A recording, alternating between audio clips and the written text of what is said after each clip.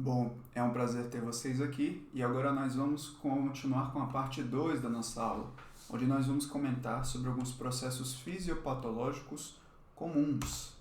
Também não tenho conflito de interesse para esta aula. E a gente terminou a parte 1, caso você não tenha assistido, recomendo assistir, mas terminamos comentando que o nosso corpo ele é um todo conectado. Nós temos várias estruturas, vários sistemas que conectam as várias partes desse todo. E esse todo está sujeito a alguns processos. Alguns desses processos jogam a favor dele. Esses processos são essa seta aqui de cima. São processos que jogam a favor dos mecanismos de homeostase, de conservação da organização do ambiente interno, fatores que jogam a favor do bem-estar biológico, a favor da sua saúde, de maneira geral. E a gente também tem processos que são contrários a esses que eu comentei. São processos fisiopatológicos, são distúrbios, são processos que levam a estados mórbidos, a estados de doença. Na aula de hoje, a gente vai comentar um pouco mais sobre esses processos de cá. Comentamos sobre alguns desses daqui de cima na parte 1. Hoje nós vamos focar em alguns dos principais desses processos fisiopatológicos. Processos que gradualmente levam o organismo de uma situação de homeostase, de bom funcionamento, de estrutura preservada, gradualmente a um estado de cada vez mais morbidade, cada vez mais perda de função, cada vez mais doença. Pois bem, existem vários processos que ocorrem nas doenças que são muito comuns. Vou mencionar alguns. Muitos deles terão aulas específicas para eles no futuro, porque são processos que acontecem em várias situações. Alguns processos muito comuns são inflamação crônica de baixo grau, estresse energético e oxidativo, distúrbios da insulina e da glicose, distúrbios envolvendo informação genética e a epigenética. Epigenética é como o nosso corpo controla a expressão das informações genéticas. É um campo que está cada vez mais em alta e ajuda a gente a entender muito sobre como o nosso corpo funciona. Barreiras, principalmente quando elas ficam hiperpermeáveis, quando sua proteção é quebrada, alterações de vários eixos hormonais, alterações do sistema nervoso autônomo, que nós chamamos de disautonomias, alterações das microbiotas que residem no nosso organismo. Nossos corpos têm uma quantidade gigantesca de micro-organismos de vários tipos que moram nele, fungos, vírus, protozoários, bactérias, e que muitos deles cumprem uma função que nos beneficiam, mas quando isso é alterado, isso pode causar problemas que nós chamamos de disbiose. Deficiências nutricionais, a gente falou en passant na parte 1, mas comentaremos mais sobre isso em outras aulas. As pessoas acham que quem tem deficiência nutricional é só pessoas que estão em situação de pobreza, mas muitas pesquisas mostram que a maior parte das pessoas adultas tem uma ingestão deficitária em micronutrientes, rica em macronutrientes, em calorias, mas pobre em qualidade nutricional. Também conversaremos em outros momentos sobre neurotransmissores, seus distúrbios e excitotoxicidade. Isso é um processo onde os neurônios são ativados em excesso e isso causa lesão deles. A gente chama esse processo de neuroexcitotoxicidade, toxicidade por excesso de excitação. Conversaremos sobre isso no futuro, mas isso aqui está relacionado a muitas doenças que afetam o sistema nervoso. E encurtamento dos telômeros, que é um fenômeno muito estudado também para ciências do envelhecimento saudável e envelhecimento patológico. Então veja que assim, esses são só alguns, existem vários outros, existem vários processos danosos que podem acontecer nas doenças, mas hoje nós vamos focar em dois deles, que são talvez os mais importantes. Nós vamos falar de inflamação patológica, inflamação anormal, principalmente a inflamação crônica de baixo grau. E nós também vamos falar sobre estresse energético e oxidativo. Por que a gente vai falar sobre esses dois em específico? Primeiro, porque eles são muito frequentes, eles são muito comuns. Quando a gente olha a maioria das doenças, especialmente a maioria das doenças crônicas, das doenças degenerativas, independente de qual órgão ou sistema elas mais afetam, nós vemos que quando nós olhamos lá no fundo, lá na célula, lá na raiz dos problemas, esses dois processos frequentemente acontecem. E não só isso, as doenças têm muita coisa acontecendo ao mesmo tempo, mas muitos desses processos danosos das doenças, em última análise, acabam levando à ocorrência de inflamação e de estresse oxidativo. Além disso, a inflamação e estresse oxidativo, assim como outros processos de doenças, eles se reforçam, eles se intensificam mutuamente. Quanto mais você tem de um deles, mais você acaba tendo dos outros. Por consequência, quando você melhora um deles, você acaba melhorando os outros também. Além disso, eles são importantes porque eles podem ser medidos. Cada vez mais nós temos métodos para medir esses processos e para verificar suas repercussões. A intensidade de cada um desses processos varia a depender da situação individual, do momento que aquela pessoa está passando, sobre como estão os vários aspectos do funcionamento do organismo daquela pessoa e de alguma doença que porventura possa estar ocorrendo neste indivíduo. E além disso, eles são importantes porque nós podemos agir sobre esses processos.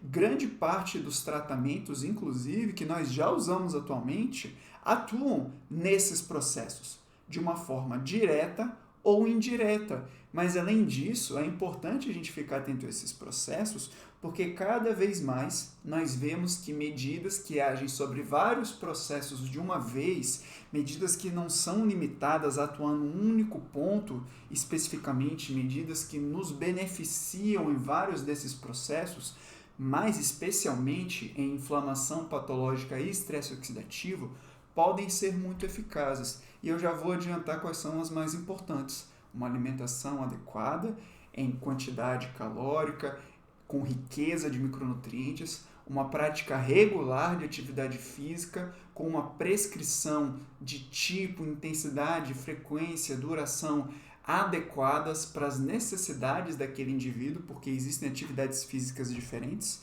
que causam efeitos metabólicos diferentes, então é importante a gente fazer esse casamento das necessidades e do que é vantajoso para o indivíduo com a questão alimentar, com o tipo, a duração, a intensidade da atividade física, melhora da qualidade do sono, manejo do estresse, manejo da visão de mundo, manejo de uma percepção de convivência social. Nós também já temos estudos demonstrando que esses são fatores importantes não só para a saúde mental, não somente para a saúde, digamos assim, entre aspas, a saúde emocional, mas também para a saúde física. E eles são muito eficazes. Não é à toa que na maioria das vezes que algum profissional vai comentar sobre o tratamento de uma doença em particular, na quase totalidade das vezes vai se falar de alimentação adequada, de atividade física adequada, de controle do sono. Por quê? Porque essas medidas afetam esses processos de doenças de uma maneira global e principalmente porque eles são muito potentes para afetar estresse oxidativo e inflamação crônica, que estão presentes na maioria das doenças e, portanto, um número muito grande de pessoas se beneficia dessas medidas. Mas vamos falar agora um pouco mais sobre os processos propriamente ditos. Nós vamos começar falando sobre inflamação. Bom, a primeira coisa que a gente tem que saber sobre inflamação é que a inflamação, na verdade, é uma coisa normal do nosso corpo. A inflamação é um processo normal, não só é normal, ele é comum. A todo momento existe inflamação acontecendo no nosso corpo. A inflamação é importante para a manutenção da nossa vida e da nossa saúde. E quando ela acontece de maneira adequada, ela ocorre de maneira controlada, ela ocorre no local certo, pelo tempo adequado, e então ela cessa. E a inflamação é importante para a proteção do nosso organismo, para os processos de fazer a manutenção estrutural do nosso organismo e para a cura de lesões do nosso organismo. A gente fala em inflamação, mas agora eu quero conversar com vocês o que exatamente é inflamação. O que que acontece no corpo que nós chamamos de inflamação? A inflamação nada mais é do que quando o nosso corpo recebe um estímulo e esse estímulo causa uma resposta de várias células que produzem substâncias e que ativam outras células para cumprir determinadas funções. Isso é inflamação. Então, vamos ver como acontece. Vamos olhar essa figura aqui do lado direito. Então, nós temos aqui uma célula. Essa célula, ela recebe um sinal, um estímulo. Podem ser de vários tipos diferentes. A gente vai começar sobre tipos diferentes. Que coisas podem ser essa bolinha vermelha? Mas, independente do que seja, esse estímulo estimula a célula. Quando essa célula é estimulada, ela desencadeia a reação.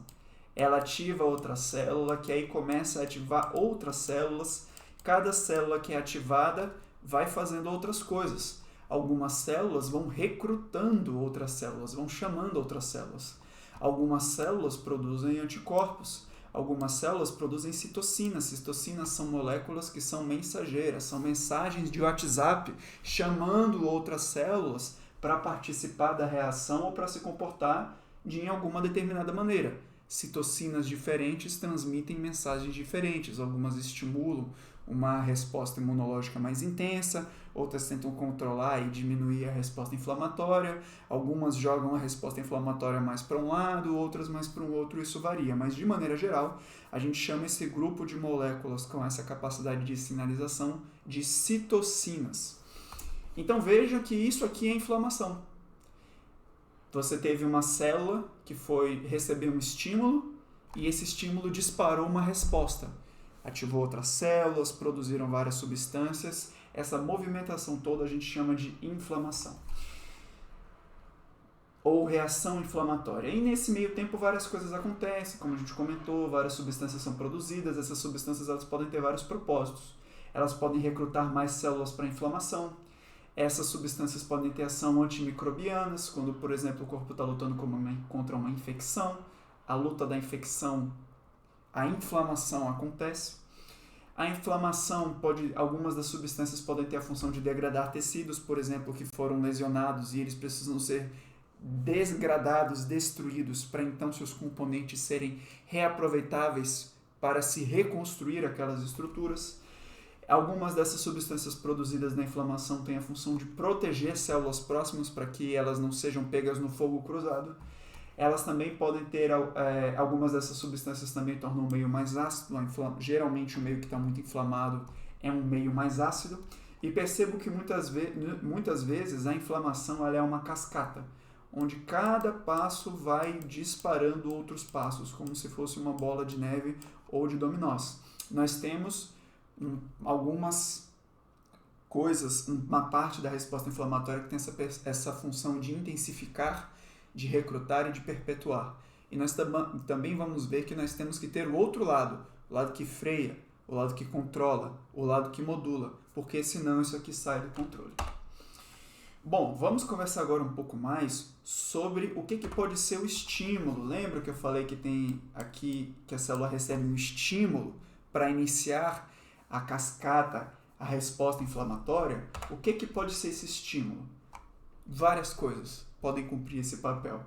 Pode ser uma coisa química, uma coisa biológica, uma coisa física, uma coisa energética, pode ser uma coisa mental, algo emocional. Vamos dar exemplo? Substâncias químicas a qual você é exposto podem causar uma reação inflamatória. Estresse físico, um exercício físico, causa reação inflamatória. Normalmente, quanto mais intenso o exercício, mais intensa é a resposta inflamatória. Esforço intelectual e estresse emocional provocam reação inflamatória. Então, tem vários estudos que mostram que quando os indivíduos têm que cumprir, por exemplo, uma tarefa mental de fazer cálculos ou de cumprir algum exercício difícil, ou quando as pessoas são expostas alguma coisa que provoca pensamentos desagradáveis e eles vão e medem depois, eles veem que existe uma reação inflamatória acontecendo provocada por esses padrões de pensamento. Então, questões mentais, psicológicas, questões não físicas podem causar alterações inflamatórias biológicas. Nós temos fatores biológicos, como por exemplo infecções, vírus, bactérias, fungos, protozoários, parasitas, vermes, por exemplo. Nós temos toxinas ambientais, como fumaça de cigarro, como poluidores ambientais de queima de combustível fósseis. Nós temos alguns alimentos que em sua composição podem ter substâncias que são mais inflamatórias.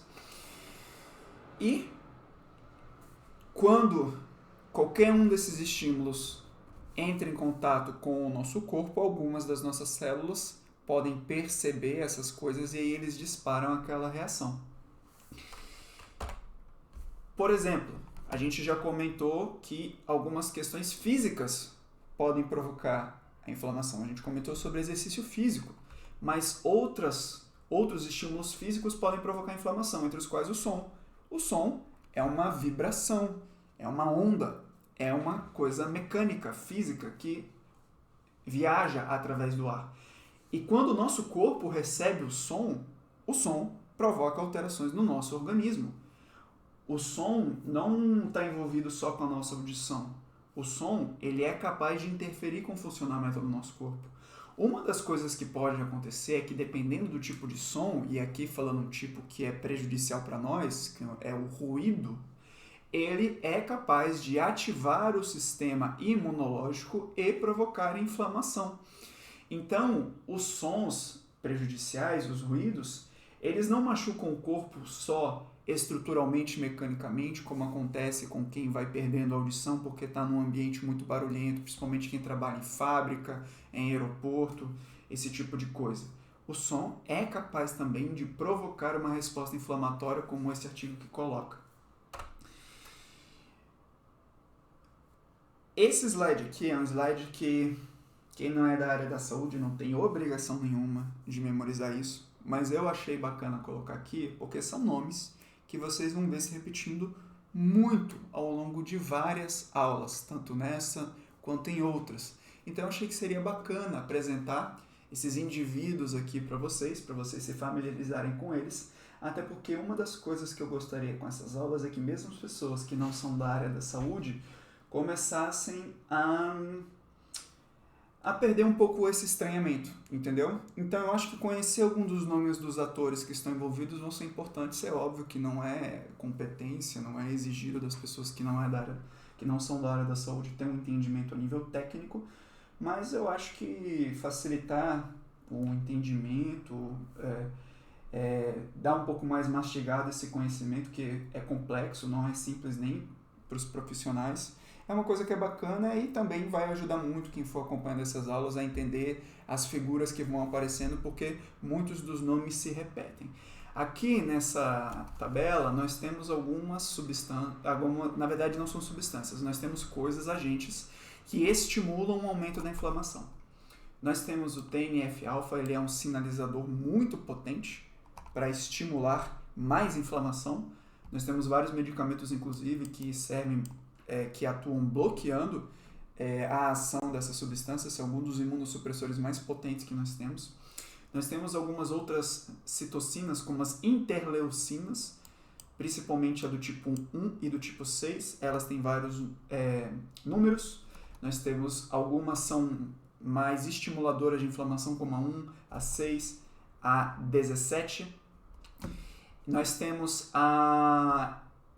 dois indivíduos aqui chamados NLRP3, que nós também às vezes chamamos isso aqui de inflamossoma, então em algumas figuras vai estar NLRP3, em outras vai estar escrito inflamossoma, e NF-kappa-beta.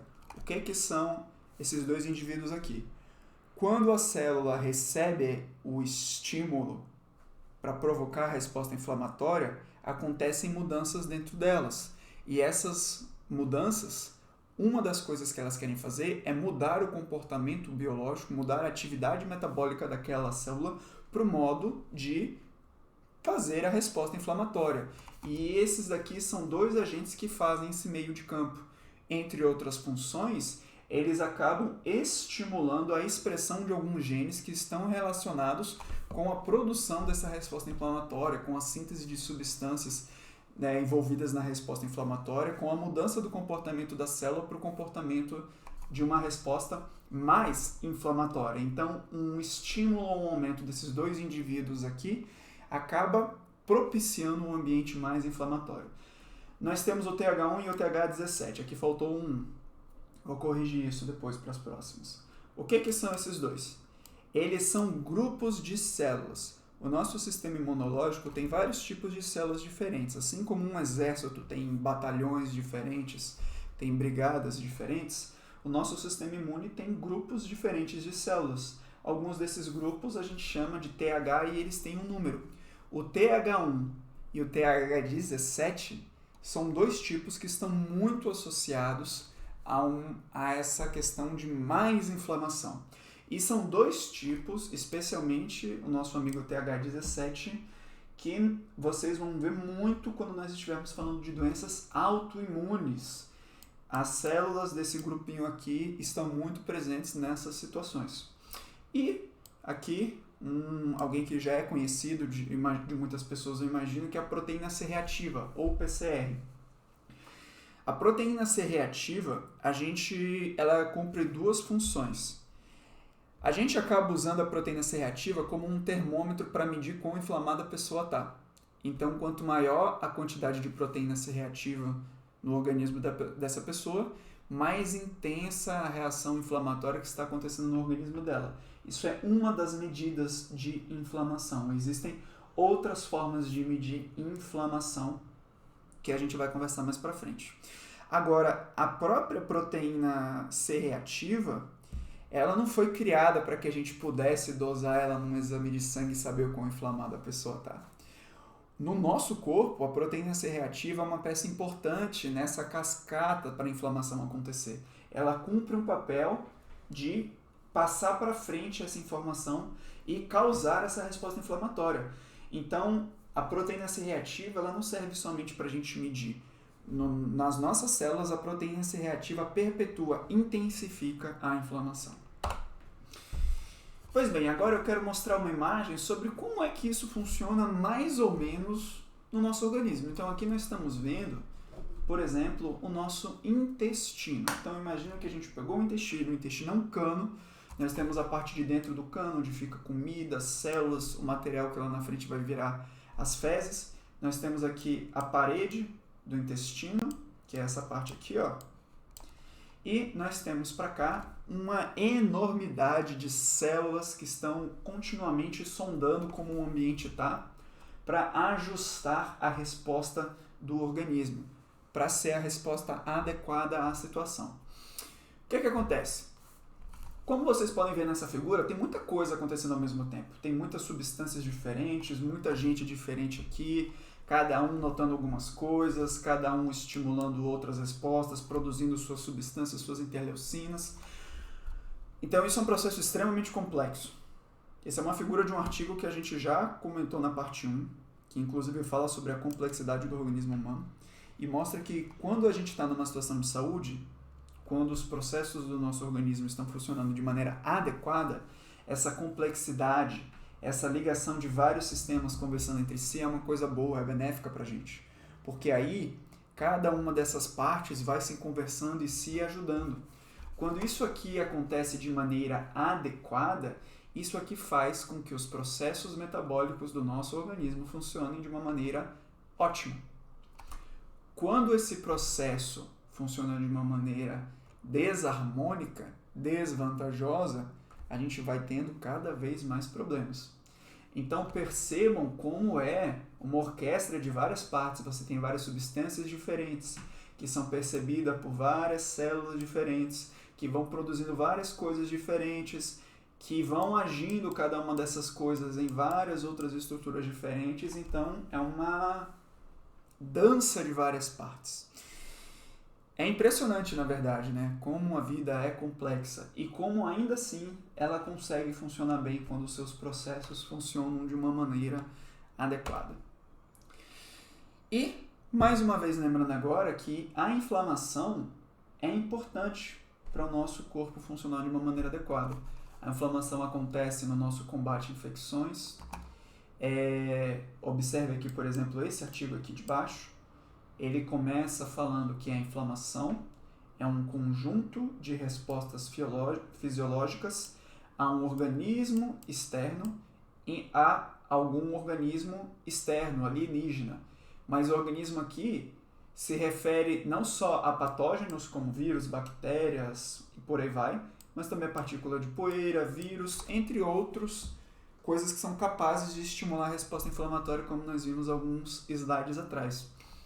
A inflamação também é importante para a cura de lesões, onde nós vemos aqui, por exemplo, o papel da inflamação no processo de cura e que, quando esse processo não acontece de maneira adequada, nós temos problemas. Por exemplo, esse artigo aqui coloca que a inflamação está envolvida na ocorrência das queloides, que são cicatrizes que acabam acumulando material e formando quase uma tumoração, às vezes, de tanto material e proteína que se acumula ali. Esse artigo aqui de baixo, ele comenta que a cura de lesões é um processo complexo e que envolve um número de fases que se sobrepõem,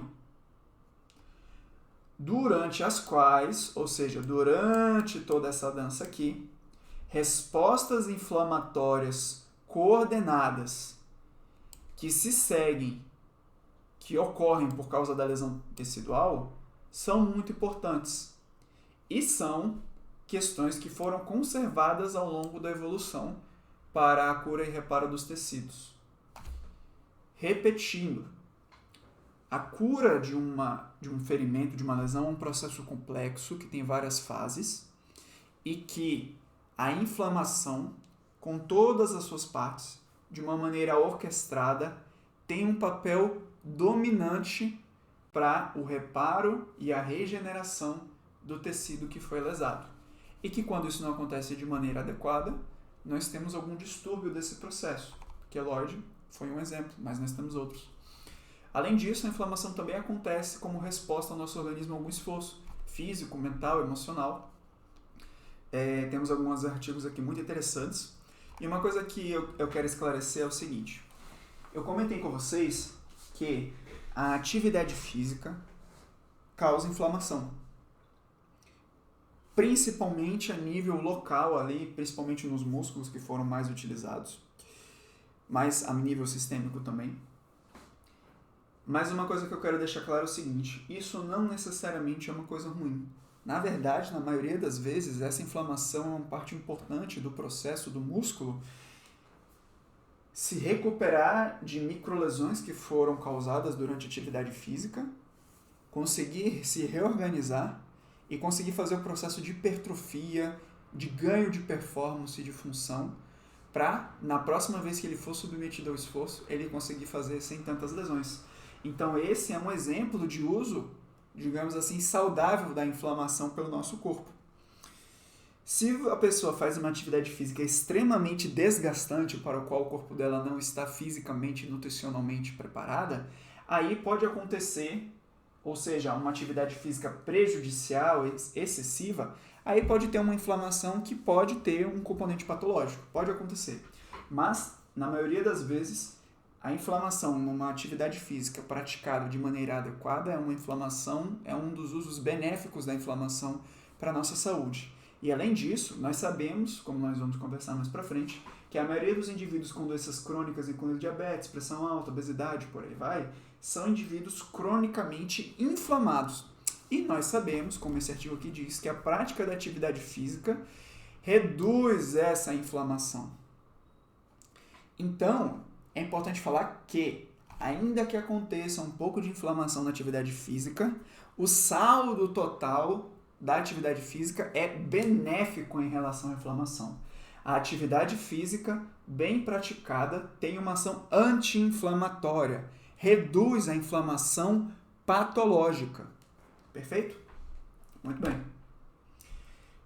Agora, nós vimos que a inflamação é uma reação e que nós temos que ter um controle, porque senão isso tende a sair do controle, obviamente, e acabar ficando intenso demais. Então, nós temos fatores que controlam a inflamação. Nós temos os freios da inflamação. Mas eles podem não funcionar direito. Quais são fatores que prejudicam esse controle da inflamação, que fazem perder o freio da inflamação? Bom, nós temos alguns fatores genéticos. Qual é o quadro mais típico disso? Pessoas que têm doenças autoimunes.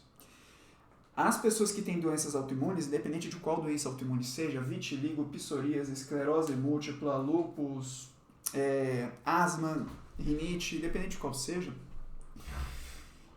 tem geralmente alguma alteração genética que facilita, que predispõe a inflamação a perder o freio. Algumas das mais estudadas são alterações no metabolismo da vitamina D. Por isso que a vitamina D é uma coisa tão falada no tratamento, tão presente de formas diferentes, tem pensamentos diferentes sobre o uso da vitamina D, mas geralmente quem está envolvido com alguma coisa do meio de doença autoimune, a vitamina D volta e meia é mencionada. Por quê? Porque a vitamina D, entre outras várias funções que ela tem, incluindo funções de metabolismo energético, funções de controle do humor, funções neuropsiquiátricas, funções de saúde óssea, ela também é um dos principais fatores que controlam a resposta imunológica. Elas controlam a resposta imunológica tanto para servir como um freio, para ela não ser exagerada e aí o sistema imunológico atacar o próprio corpo, e esse é o problema de muitas vezes das doenças autoimunes, as pessoas têm questões genéticas onde esses freios são perdidos. Existem vários pontos no metabolismo da vitamina D que podem ter alguma alteração genética e que isso predispõe a pessoa a ter doença autoimune. E existem outros fatores também, que na verdade, quando a gente vai olhar na prática, talvez sejam os mais importantes. Que fatores são esses? É o estímulo crônico. É quando a pessoa é cronicamente exposta a um estímulo que causa inflamação nela. O que esse estímulo pode ser? Alimentação. A alimentação inadequada é um fator clássico de estímulo crônico para inflamação, porque quando a pessoa se alimenta inadequadamente, a alimentação inflama ela por vários mecanismos. E quando isso é perpetuado, a pessoa acaba mantendo um estado inflamatório patológico, que nós chamamos de inflamação crônica de baixo grau. A pessoa também pode ter uma infecção que cronifica. E infecções cronificadas, que muitas vezes a pessoa inclusive nem sabe que tem, porque são subclínicas, também acabam estimulando a manutenção de uma resposta inflamatória de maneira crônica. Além disso, a pessoa pode ter vários distúrbios em vários processos e estruturas do corpo que também acabam gerando inflamação, por exemplo, distúrbios na microbiota intestinal, distúrbios das barreiras, da barreira hematoencefálica, da barreira do trato gastrointestinal, entre vários outros que, em último caso, favorecem um ambiente mais inflamatório. Então, nós temos aqui que quando a inflamação acontece de maneira adequada, ela acontece, como eu disse, no lugar que ela tem que acontecer, pelo tempo que tem que acontecer, e quando a pessoa tem todos os seus mecanismos de freio que funcionam de maneira adequada, a inflamação resolve. Nós temos aqui vários fatores envolvidos na resolução da inflamação. Um desses fatores em especial que eu quero comentar com vocês é esse aqui, ó. Nervo vago, acetilcolina. Isso aqui tem a ver com o que eu falei de sistema nervoso autônomo. Não vamos entrar muito nisso agora, que não é o propósito desse vídeo. Terá um vídeo específico sobre isso. Mas o sistema nervoso autônomo, em particular o braço parasimpático do sistema nervoso autônomo, está envolvido em muitas funções do nosso corpo. E nós temos hoje mecanismos para estimular essa ação e um dos efeitos disso é uma redução da inflamação. Agora, isso pode não acontecer. Quando é que isso não acontece? Isso pode não acontecer quando a pessoa tem algum problema na coordenação da resposta da inflamação. E aí podem ter várias coisas, mas as principais são principalmente uma estimulação persistente, uma resposta prolongada ou excessiva. E aí quando você tem esse estado inflamatório prolongado de longo prazo, a pessoa está sujeita a ter várias doenças.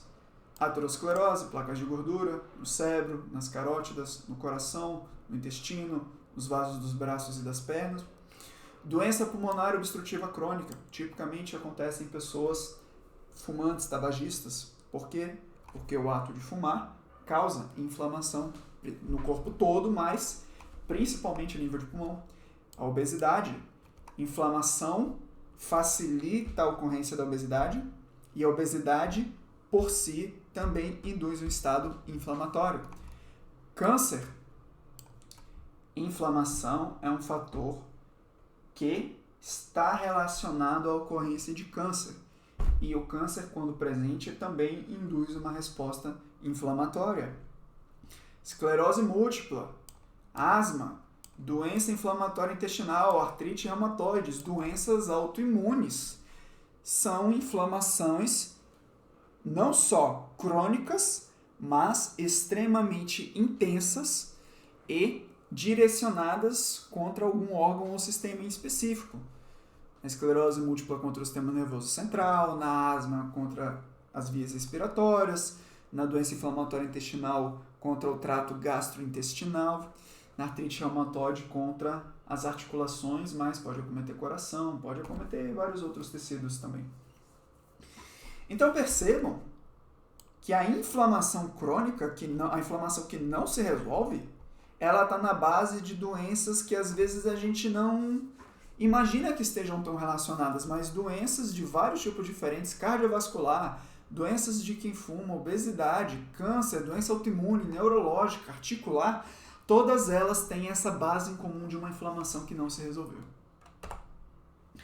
Bom, como é que a gente vai detectar a inflamação na pessoa? Como é que a gente tem aqui a pessoa na nossa frente, como é que a gente vai saber se ela tem inflamação e se sim, quão inflamada ela está? Que ela tem inflamação, obviamente ela tem. Sendo mais específico, como saber se ela tem inflamação patológica? Onde essa inflamação está acontecendo? Quão intenso é esse processo inflamatório? Bom, a primeira coisa que a gente vai ver é se ela tem uma doença que é, por definição, uma doença inflamatória, como as artrites, inflamações de articulações, como doenças autoimunes, que a gente já comentou, e alergias, são doenças de natureza basicamente inflamatória. Envolve outros processos que a gente vai começar também, como estresse oxidativo, mas são doenças que são, por natureza, tipicamente inflamatórias. Agora, existem doenças que, ainda que não sejam de uma natureza primariamente inflamatória, as pesquisas já mostram que tem um componente inflamatório muito forte. Ou seja, pessoas que têm essas condições geralmente têm inflamação patológica também acontecendo. Das mais variados tipos: obesidade, sobrepeso, diabetes, depressão, ansiedade, doenças neurodegenerativas, doenças cardiovasculares, entre outras. E a inflamação também é relativamente tranquilo da gente conseguir detectar através de exames de laboratório. Nós temos vários exames para isso. Nós temos a proteína C reativa, principalmente a proteína C reativa ultrassensível, porque quando a gente está vendo um indivíduo que está cronicamente inflamado, ele não vai estar inflamado que nem uma pessoa que está com uma pneumonia, por exemplo. Uma pessoa que está com uma pneumonia, que está na vigência de uma infecção ativa, ela está com um processo inflamatório muito intenso. Quando a pessoa tem essa inflamação mais crônica de baixo grau, é uma coisa mais sutil, mas ainda assim prejudicial. Existe a proteína C reativa normal e a proteína C reativa ultrassensível. Para essa inflamação crônica de baixo grau, normalmente a proteína C reativa ultrassensível é mais interessante para a gente. Nós temos o VHS, que é a velocidade de hemossedimentação. Também é um termômetro que a gente usa para ver o quão inflamada a pessoa está. Fibrinogênio é um outro marcador de inflamação. O fibrinogênio está envolvido com o processo de coagulação do nosso organismo, mas coagulação e inflamação estão muito relacionados. O dímero D, por exemplo, é a mesma coisa. O dímero D ficou bem famoso na época do Covid, mas Ele já é estudado de muito tempo para outras questões também envolvendo doenças de trombose. Mas por quê? Porque a ocorrência dos fenômenos de coagulação e de trombose está intimamente relacionada à inflamação. Então, geralmente, quando existe mais inflamação, você acaba tendo um aumento dos marcadores envolvidos em questões de coagulação, como o fibrinogênio e o dímero D. Nós temos alguns estudos bem bacanas na literatura fazendo algumas fórmulas, algumas contas que nós chamamos de relações ou de razões. Eu trouxe duas delas aqui, que são mais estudadas. Uma é a relação neutrófilos e linfócitos. O que é isso? São dois tipos de células do nosso sistema imune. Então, quando a gente faz um hemograma e a gente vê lá os leucócitos são, no hemograma, a parte do hemograma relacionada ao nosso sistema imune. Dentro dos leucócitos, nós temos dois tipos de células, os neutrófilos e os linfócitos. Quanto maior o número de neutrófilos em relação aos linfócitos, a gente pega um e divide pelo outro, mais inflamatório tende a ser o ambiente que o organismo daquela pessoa está. Nós vamos ver alguns estudos sobre isso no futuro, para deixar mais claro. De maneira parecida, nós também podemos ver a razão entre a PCR e a albumina da pessoa. A PCR é uma medida da inflamação e a albumina é talvez a principal proteína do nosso sangue, e quanto maior a inflamação que estiver acontecendo no nosso organismo e ao mesmo tempo menor a quantidade de proteína, de albumina que estiver circulando, significa, de uma maneira mais geral, quando isso acontece, que o processo inflamatório está se tornando extremamente intenso. E não só isso, está se tornando tão intenso que a produção de outras proteínas que não estão tão diretamente associadas à resposta inflamatória, proteínas relacionadas a outras funções do nosso corpo, está começando a ser prejudicado. É um sinal de que o funcionamento do organismo, de uma maneira geral, já está chegando em outro patamar de gravidade. Essas duas razões aqui, quando muito alteradas, são fatores que indicam que a pessoa está num caminho de pior. A gente vai ver exemplos disso mais para frente. Pois bem, agora nós vamos conversar sobre o segundo processo, e particularmente o que eu acho mais interessante. Estresse energético oxidativo e perda de função das mitocôndrias. Muito bem.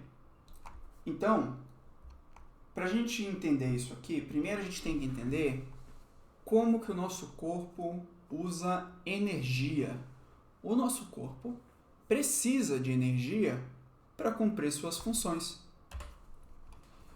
E o nosso corpo, ele gasta energia para cada uma das coisas que ele precisa fazer. A moeda que o nosso corpo usa para pagar, para gastar essa energia, a principal dela se chama ATP. Adenosina trifosfato. A gente vai ver um pouco sobre isso daqui a pouco.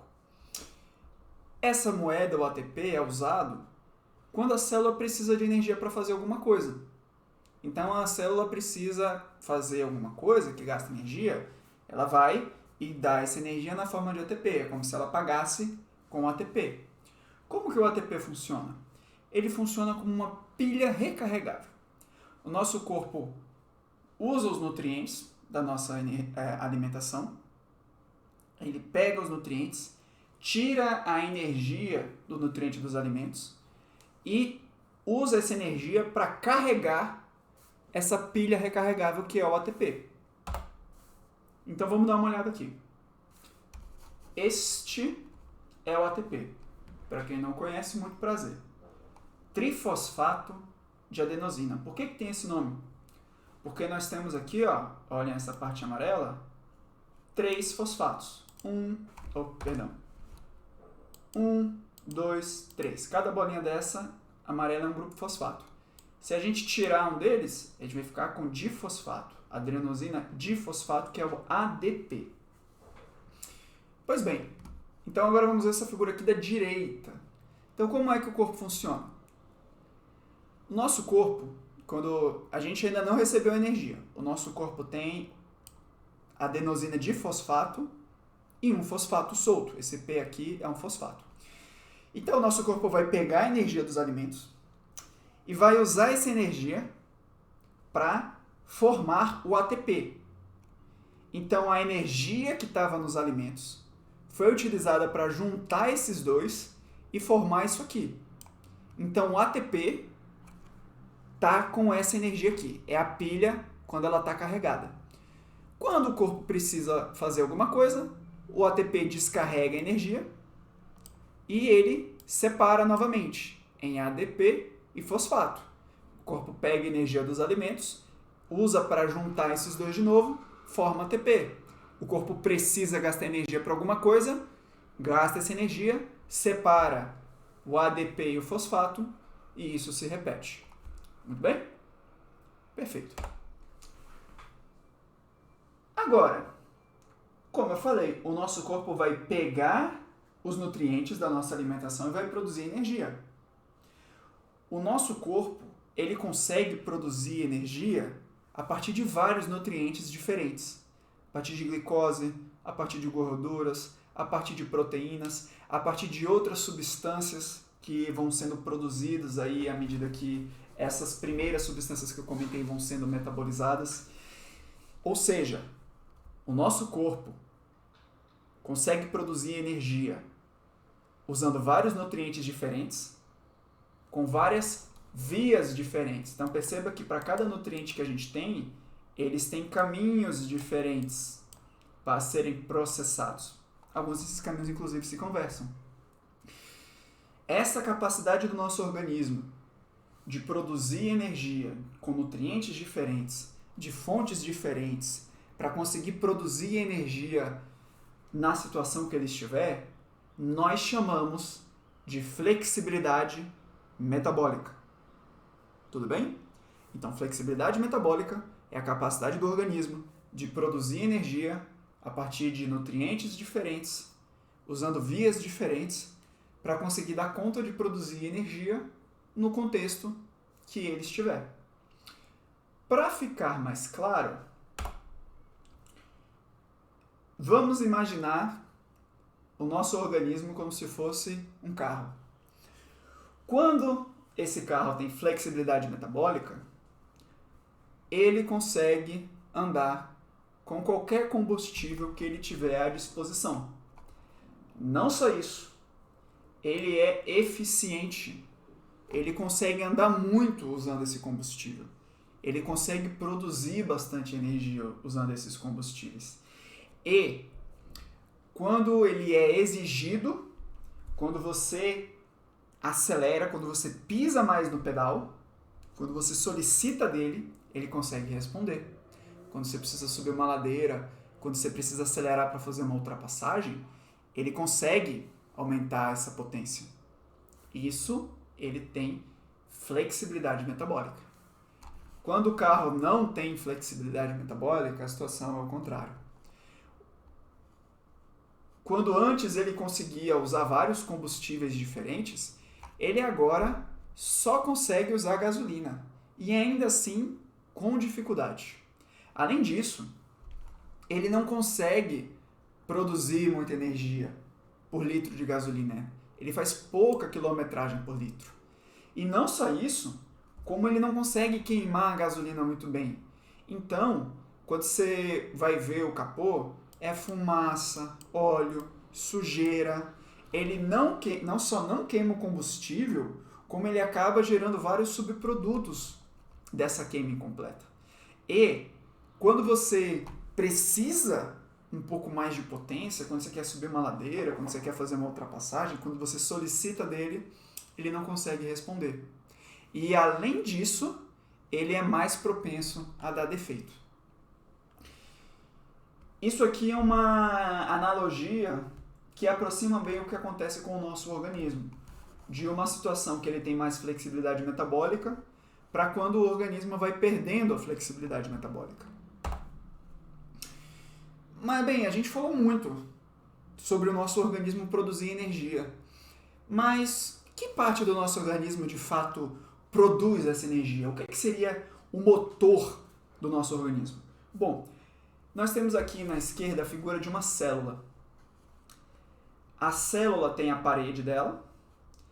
Boa parte da célula, o espaço dentro dela é uma substância parecida com gel que nós chamamos de citossol.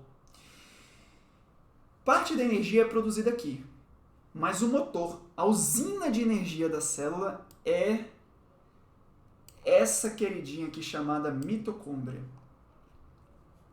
As mitocôndrias são a usina de energia das células. Então, dando um zoom na mitocôndria aqui, nós vemos que a mitocôndria tem essas várias camadinhas aqui dentro. E o que está aqui dentro da mitocôndria é extremamente importante para o nosso corpo produzir energia. A mitocôndria tem outras funções também. Ela não só produz energia para o nosso corpo. Ela é responsável por produzir hormônios.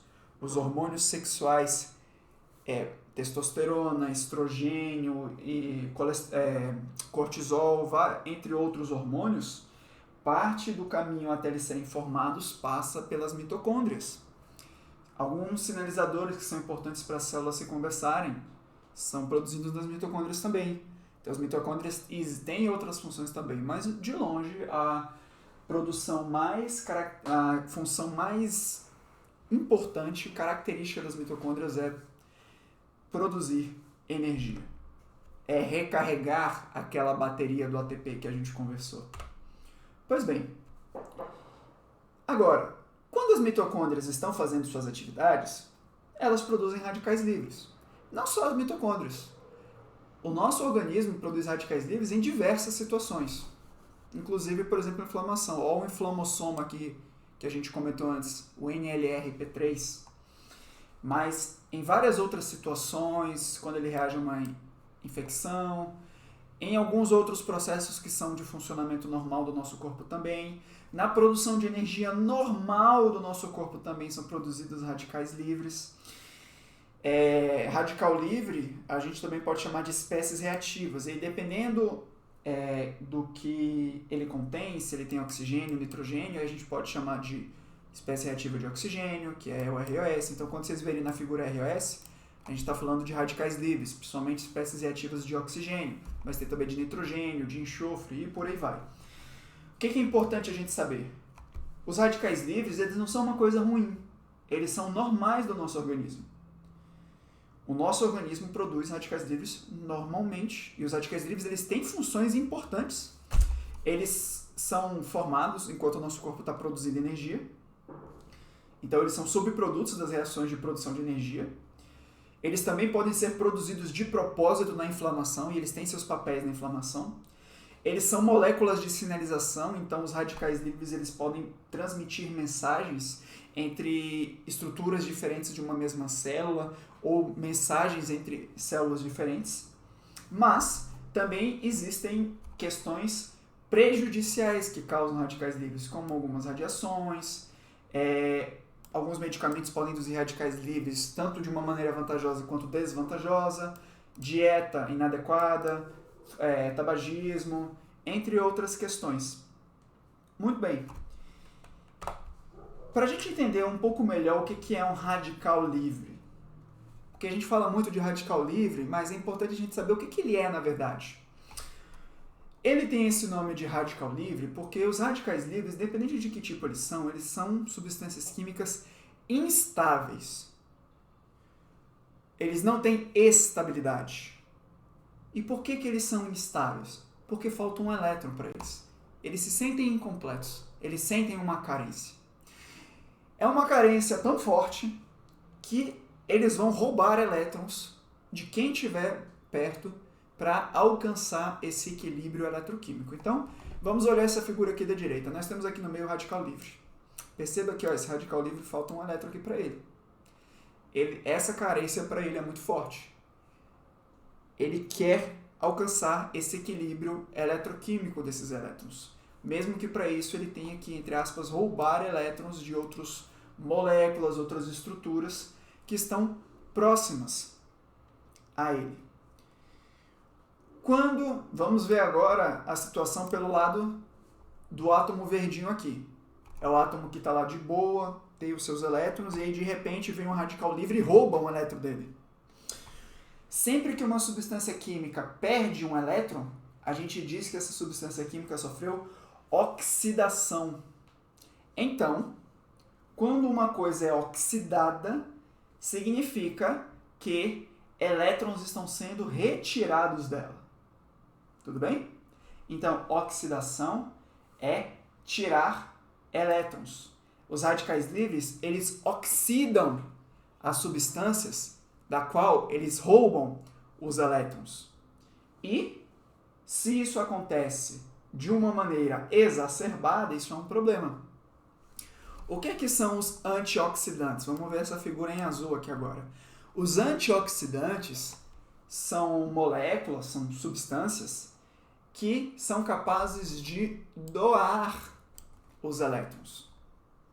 Eles doam os elétrons para os radicais livres. E aí os radicais livres não vão roubar o elétron desse átomozinho verde aqui. Entendeu? Ou seja, lembra, quando uma substância perde o elétron, ela foi oxidada. O antioxidante cumpre seu papel porque ele dá o elétron para o radical livre, ele sofre a oxidação, para que o radical livre não roube o elétron de uma outra estrutura. Entendeu? Os radicais livres, apesar dessa cara de mal aqui nessa figura, como eu falei, eles têm uma função biológica saudável e em alguns casos eles podem fazer parte do tratamento. O nosso organismo usa radicais livres, por exemplo, quando combate uma infecção. Ele usa radicais livres para tentar matar um micróbio que esteja invadindo o organismo. Existem alguns tratamentos para câncer que o mecanismo do tratamento é fazer com que o câncer seja exposto a uma quantidade gigantesca de radicais livres para que os radicais livres façam essa oxidação e ataquem o câncer através desse mecanismo. Quando o organismo é saudável, a produção desses radicais livres acontece numa faixa normal e nós temos sistemas que impedem que eles causem danos. Então vamos olhar agora esse quadro 3. O nosso corpo ele tem mecanismos de defesa antioxidante. O nosso corpo, quando em funcionamento ideal, quando em bom funcionamento, ele gera radicais livres na quantidade adequada, normal, e ele tem sistemas que impedem que esses radicais livres causem problemas. A gente divide esses sistemas em dois grandes grupos. A gente tem os não enzimáticos, que são basicamente nutrientes que nós temos na dieta. Alguns nomes aqui são conhecidos, muitas vitaminas são antioxidantes, como a vitamina E, a vitamina C, substâncias relacionadas à vitamina A, os carotenos. O selênio, ele é um mineral que é importante para várias substâncias que estão envolvidas aqui nos processos tanto enzimáticos quanto não enzimáticos. A curcumina, que a gente até inclusive vai ter vídeo sobre ela, vai ser a próxima aula que vai ser gravada, tem uma ação antioxidante também. E nós temos alguns mecanismos enzimáticos, dentre os quais nós temos três principais: superóxido dismutase, a catalase e a glutationa peroxidase. São enzimas. O que são enzimas? São proteínas que ajudam determinadas reações a acontecerem mais rápido. Para essas enzimas funcionarem, elas precisam da ajuda de outras substâncias. A gente chama isso de cofatores. O selênio, por exemplo, é um cofator. Muitas vitaminas, como vitaminas do complexo B, são cofatores também. São substâncias que são necessárias para que essas enzimas funcionem direito. A falta dessas substâncias faz com que, por exemplo, essas enzimas não funcionem adequadamente. As vitaminas do complexo B, principalmente, estão muito associadas a vários pontos da produção de energia. Nós também adquirimos muitos antioxidantes nas dietas. Aqui nós temos uma lista de vários antioxidantes e alguns alimentos que os contêm. Muitos são substâncias famosas, que inclusive, alguns até nós fazemos suplementação. Por exemplo, o chá verde, rico em catequinas, principalmente o epigalato de catequina galato, a vitamina C, flavonoides, a quercetina, muito presente no vinho, também em cebola, beta-carotenos, carotenoides, vitamina C, polifenóis variados, curcumina. Então,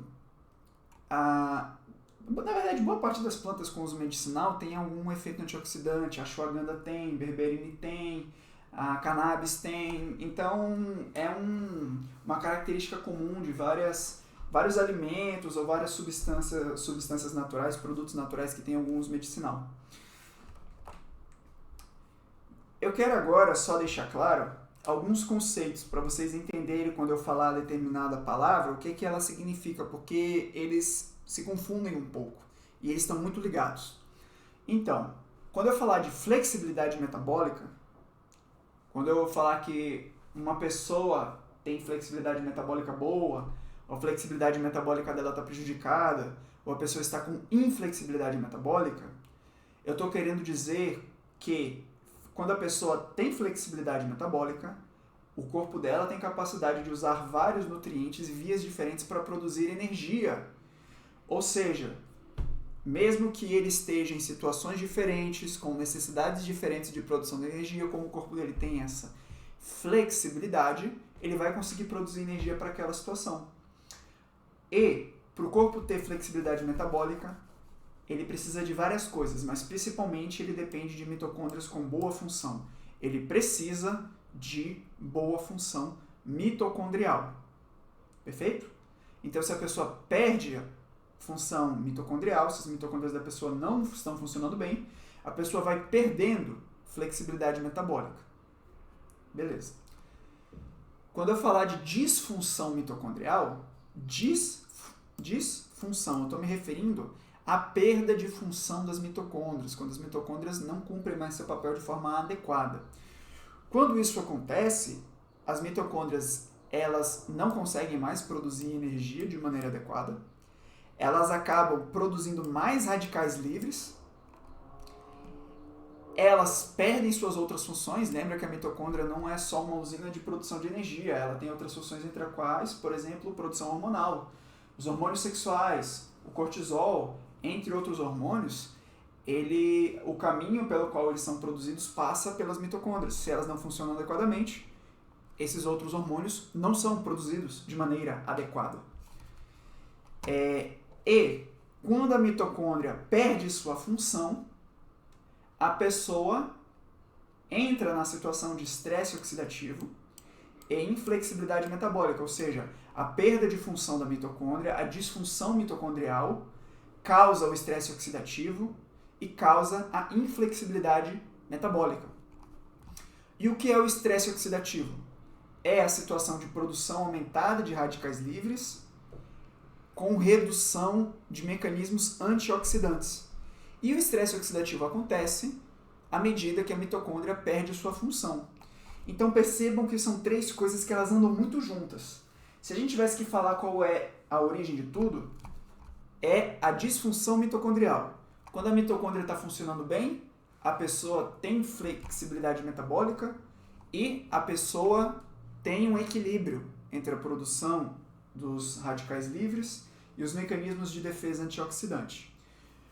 À medida que a mitocôndria vai perdendo função, a flexibilidade metabólica vai sendo comprometida, o estresse oxidativo também vai ficando mais pronunciado, mas na verdade, é um ciclo.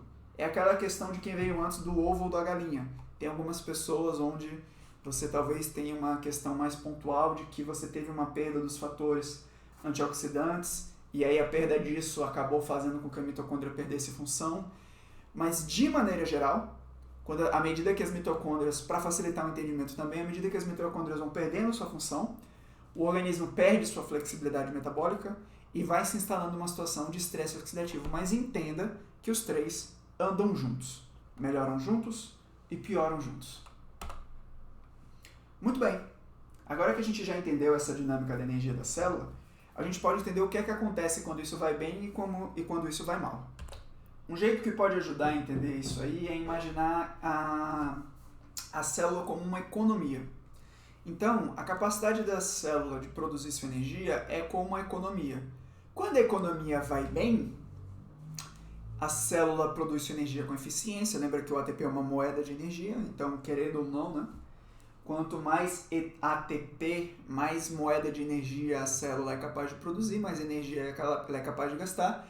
mais ela é capaz de fazer, mais o músculo consegue contrair, mais ele consegue gerar potência, mais os neurônios cerebrais conseguem transmitir seus impulsos, melhor se torna a função do sistema nervoso, melhor a pessoa consegue pensar, melhor ela se sente, melhor são as funções cognitivas. Quando as células do coração conseguem produzir energia, melhor a performance da contração cardíaca, melhor o funcionamento cardíaco. Isso vale também para as células intestinais, para as articulações, para as células de defesa, para o organismo como um todo. Quando a economia vai bem, a célula consegue usar nutrientes diferentes e vias diferentes para produzir energia nas circunstâncias diferentes. Vocês lembram na parte 1 que eu comentei que quando você compara o quanto a célula tem que produzir de energia quando a pessoa está em repouso e o quanto a célula tem que produzir de energia quando a pessoa faz exercício físico, essa diferença pode ser de mais de 100 vezes, dependendo da célula e do exercício e do metabolismo da pessoa. Então perceba o quanto que a célula tem que ser capaz de mudar sua capacidade de produção de energia para atender a necessidade do momento, usando fontes de energias diferentes, usando vias metabólicas diferentes, ou seja, tendo flexibilidade metabólica. Além disso, quando tudo vai bem, a célula gera radicais livres em quantidades normais. E quando tudo vai bem, a célula então cumpre suas funções de maneira normal. Ou seja, quando tudo vai bem, nós temos uma boa função mitocondrial, a célula gera seu dinheiro, o ATP, para as atividades da célula, e sua função celular está normal. A economia vai bem, os negócios vão bem. Agora, quando a crise chega, aí a coisa muda de figura. Quando as coisas vão mal, as mitocôndrias vão perdendo sua função, começa a acontecer estresse oxidativo, o cenário é aquele que a gente comentou. As células começam a ter dificuldade de produzir energia. O cérebro não produz energia bem, o coração não produz energia bem, o intestino não produz energia bem, a pele não produz energia bem. Além disso, antes, quando a célula conseguia usar vários nutrientes diferentes para produzir energia, agora ela vai ficando mais refém da glicose. Ela vai dependendo cada vez mais de glicose para produzir energia, ela não consegue acionar os outros nutrientes das outras vias para produzir energia. Ou seja, ela começa a entrar em inflexibilidade metabólica.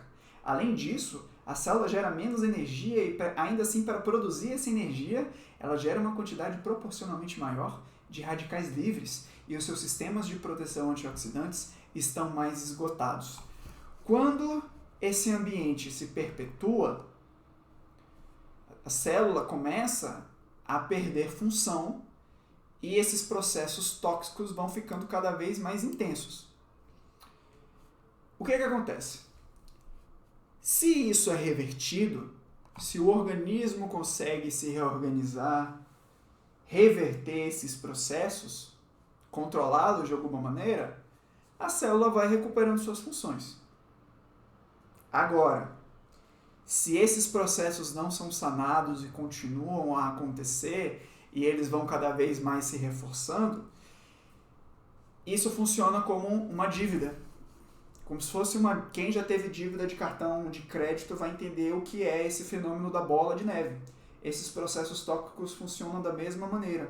Assim como uma dívida acumula juros compostos e acumula rápido, esses processos tóxicos, se não revertidos, também se acumulam e levam a um processo, entre aspas, de endividamento celular, onde os processos tóxicos fazem com que cada vez mais processos tóxicos aconteçam. Se esse ciclo não é quebrado, a célula morre.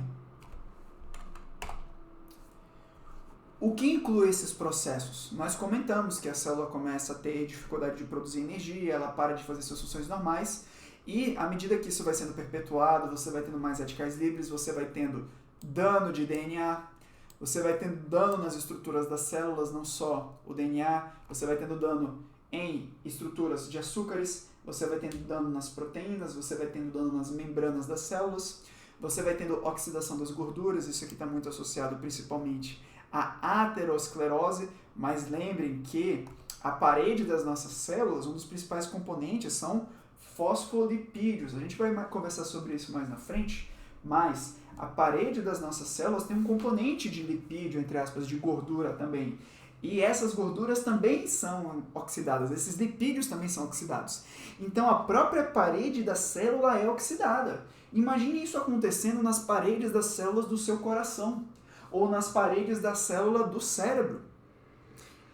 Isso é visto nos microscópios dos pacientes e de modelos de laboratórios de indivíduos que têm essas doenças. A parede das células ficam adoentadas, entre outros motivos, porque eles são oxidados.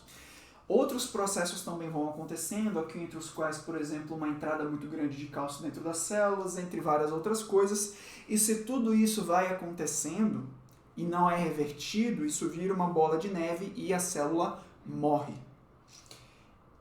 Essa história que eu comentei, desde o início da perda de função até os processos que vão começando a se acumular, até esses processos mais graves e eventualmente a morte, eles acontecem em boa parte das doenças. Eles podem acontecer de forma mais intensa, mais rápida ou menos rápida, dependendo da situação. Exemplo, nas doenças neurodegenerativas isso acontece, só que acontece num prazo mais longo. Quando a pessoa sofre um traumatismo craniano, quando a pessoa sofre um AVC, esses processos acontecem rápido, é uma coisa mais abrupta.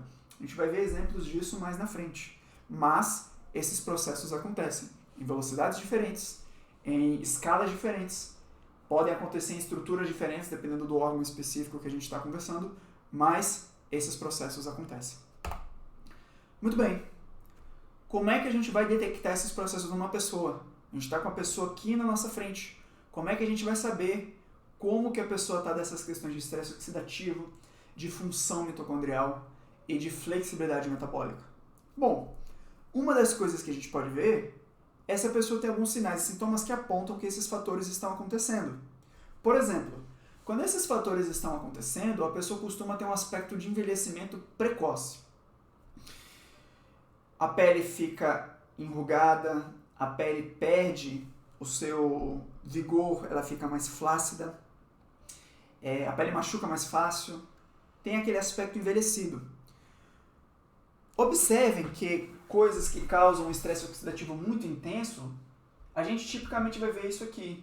Por exemplo, quando a pessoa tem uma exposição ao sol de maneira inadequada, pessoas que fumam bastante, pessoas com doença psiquiátrica grave, são pessoas que têm esse aspecto de envelhecimento precoce. Um dos motivos pelos quais é porque essas situações todas, elas induzem estresse oxidativo.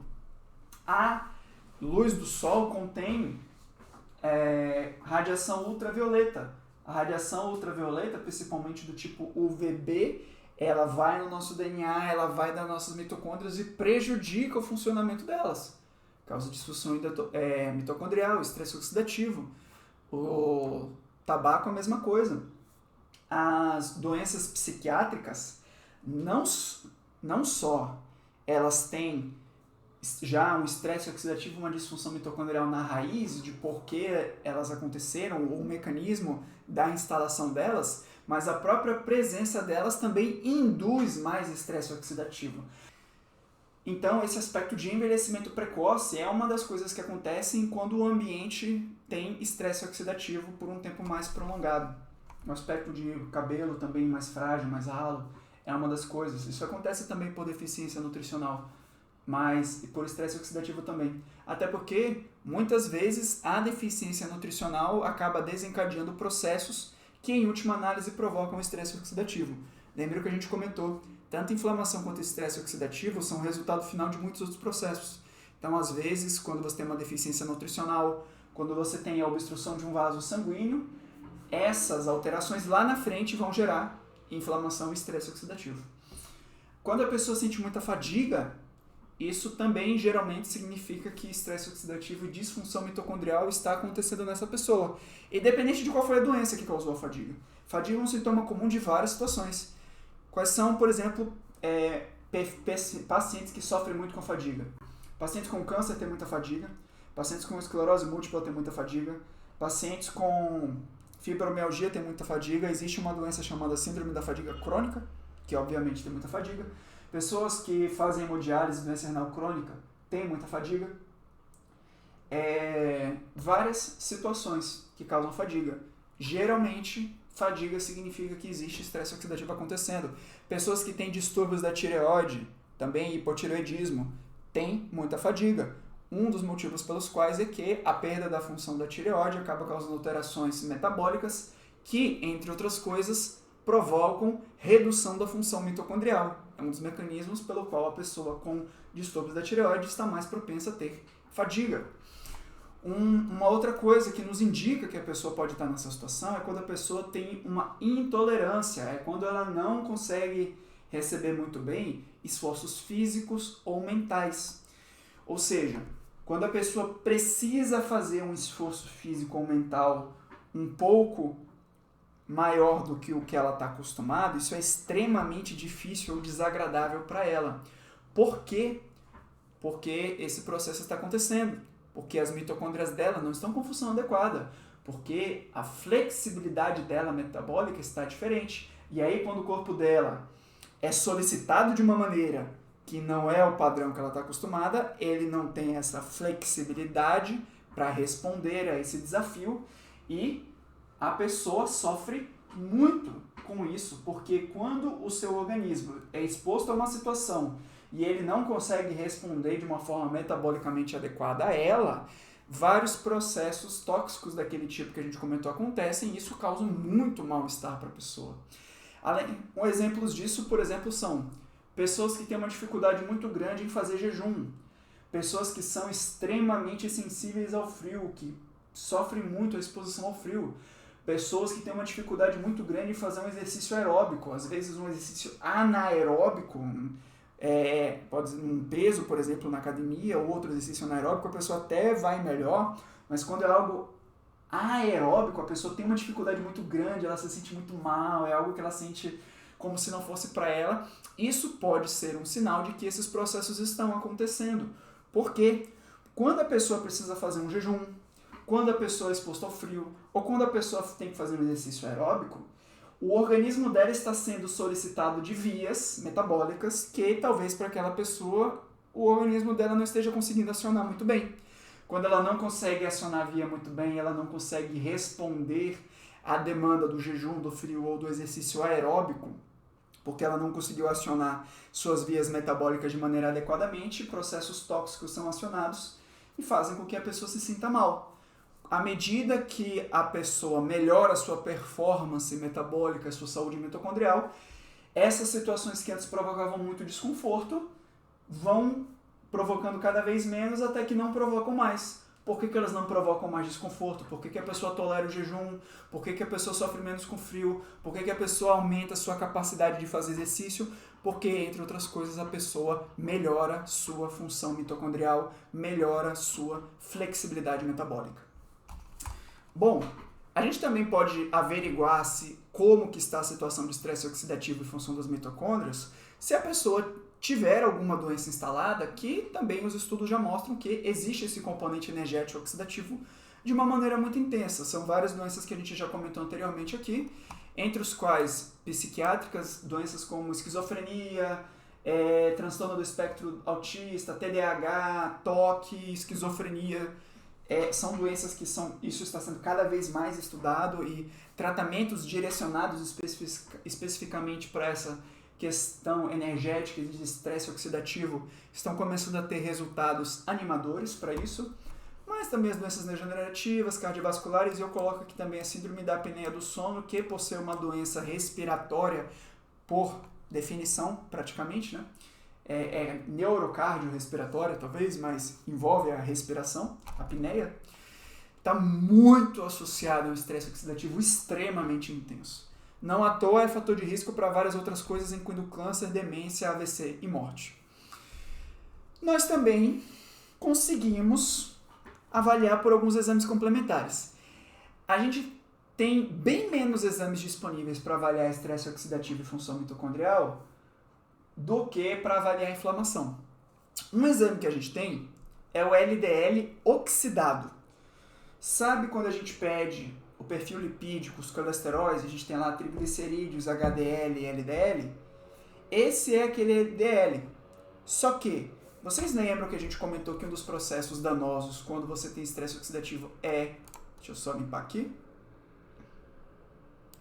a oxidação de gorduras? A oxidação lipídica, um dos lipídios que pode ser oxidado é o LDL. A gente também tem alguns outros exames que a gente consegue usar, mas que são para fins de pesquisa científica, na prática, que são esses de aqui. Manual de aldeído, espectroscopia, alguns deles estão começando a chegar. Vai ser bem interessante à medida que eles começarem a chegar na prática clínica, especialmente a espectroscopia, tem alguns aparelhos que estão começando a chegar, que talvez a gente já consiga acompanhar mais em tempo real essa situação. Mas, por enquanto, isso ainda não é uma coisa do dia a dia. Existe um método interessante aqui, principalmente para avaliar a flexibilidade metabólica, que é a calorimetria indireta. O que é a calorimetria indireta? A calorimetria indireta é um exame, onde a pessoa vai na clínica, ela marca o exame, e ela fica um tempo respirando numa máscara que vai medir a entrada e saída dos gases, principalmente o oxigênio e o gás carbônico, com a respiração. O aparelho vai pegar esses dados, vai processar esses dados e vai nos dar várias informações. Duas informações importantes que esse exame consegue nos dar número 1, o gasto energético da pessoa, mas número 2, esse exame consegue estimar qual é o nutriente principal que o organismo da pessoa está utilizando como fonte de energia naquele momento. Então esse exame é capaz de nos dar uma ideia de como está a capacidade de flexibilidade metabólica daquele indivíduo. Isso é bem bacana. Muito bem, então agora nós vamos ver alguns exemplos desses dois processos em doenças muito conhecidas. Nós vamos começar agora com esclerose múltipla, doença que está na onda, inclusive recentemente foi o Dia Internacional de Conscientização da Esclerose Múltipla, dia 30, se não me falha a memória. E aqui nós temos essa figura muito legal de um artigo quentinho do forno, 2024, aqui é o junho de 2024. Como é que é esse artigo aqui? Esse artigo aqui fala de tudo o que está acontecendo numa pessoa que tem esclerose múltipla. Então, aqui em cima na figura, ele está falando daquilo que a gente vê com os olhos, daquilo que a pessoa sente, daquilo que acontece com ela, em termos de sintomas, de força, de movimento do corpo, de ocorrência de surtos. À medida que a gente vai descendo na figura, a gente vai saindo dessas coisas, entre aspas, maiores, e vai começando a ir para as coisas que são mais sutis. A gente vai saindo do macro e vai indo para o micro.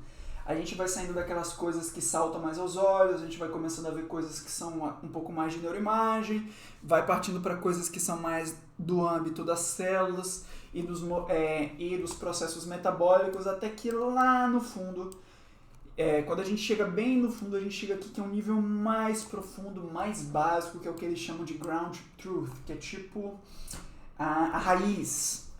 E o que é que ele está falando aqui? Ele fala de mecanismos celulares e imunopatogênicos. Eu vou dar um zoom nessa parte. Pronto, então a gente está dando um zoom agora naquela figura.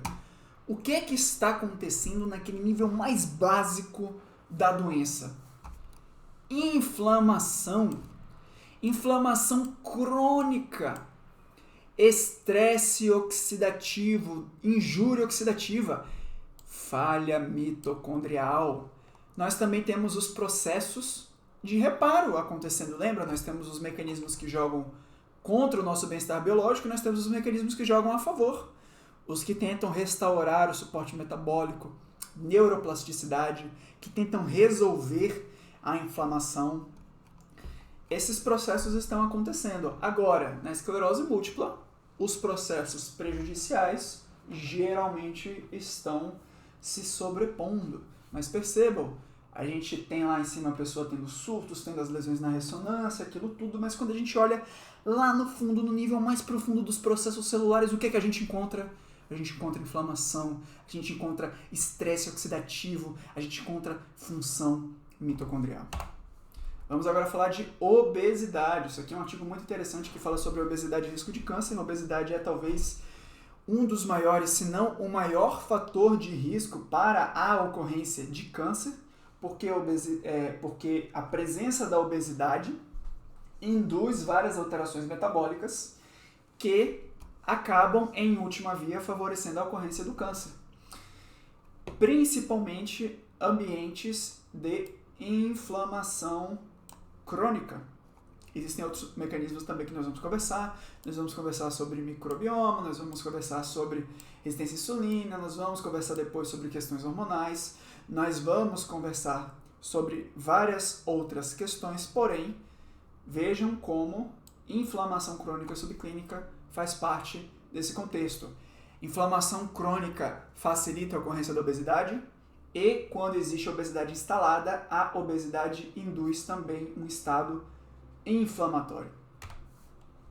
Vamos falar agora de doença cardiovascular, principalmente doença coronariana, placa de gordura nas artérias do coração. Nós temos essa figura aqui que representa o que está acontecendo nas células do vaso sanguíneo cardíaco. E nós temos aqui que quando esse indivíduo é exposto a várias questões, nós vamos conversar sobre alguma delas no futuro, nós temos o que? Inflamação. Não está escrito inflamação na figura, mas tem alguns nomes que já são conhecidos de vocês aqui. Nós temos aqui, ó, interleucina 1. Nós temos TNF.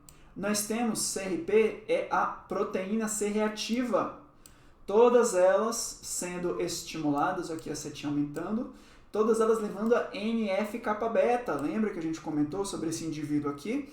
E esse indivíduo aqui vai induzir o núcleo da célula a expressar genes, a mudar sua atividade metabólica para expressar um comportamento mais inflamatório. Aqui nessa figura, por exemplo, o que ele mostra é, nós temos aqui hipertensão, aumento de glicemia, aumento de lipídios, estimulando essa resposta inflamatória.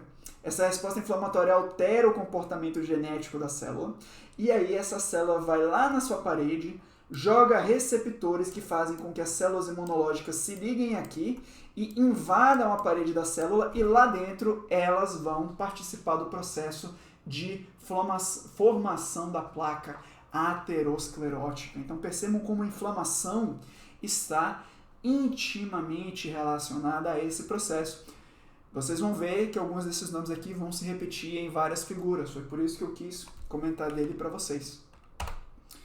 Vamos falar agora sobre gordura no fígado, a doença hepática gordurósica não alcoólica, a esteatose hepática. É uma doença cada vez mais comum, é uma doença que está associada a toda essa questão envolvendo ambiente de obesidade e doença cardiovascular. Crianças e adolescentes já estão tendo também esteatose hepática. O que acontece na esteatose hepática?